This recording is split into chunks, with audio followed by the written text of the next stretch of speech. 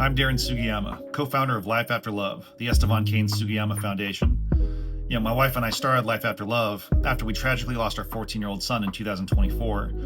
And though all grief is real and should definitely be honored, I can tell you firsthand that losing a child is the absolute worst pain a human being can experience. And I know some people may have a hard time hearing that, but of all the pain you've ever experienced in your life, just ask yourself, would you choose to trade any of that pain in exchange for your child's life?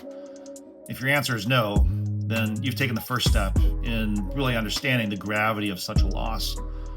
And when Estevan passed away, who was our only child, we were completely lost, emotionally, physically, and spiritually. It was only through being introduced to the right traumatic grief therapist that we were able to get on the right path to healing. And in the process, we were also introduced to several other healing modalities, even some alternative therapies that we didn't even know existed. These therapies literally saved our lives, and they helped us align our spiritual beliefs with our devastated emotional state, which is a huge challenge for people in the middle of deep traumatic grief.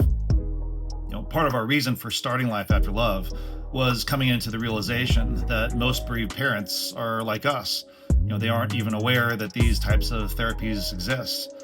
And additionally, getting these ongoing therapies can be very expensive. Fortunately, we were in a financial situation where we could afford to bear that extra expense, but most families are not. Life After Love not only connects bereaved parents with the right therapists, but in addition, if they aren't in a financial position to be able to afford these costs, Life After Love has created scholarship funds to pay for the cost of such therapies.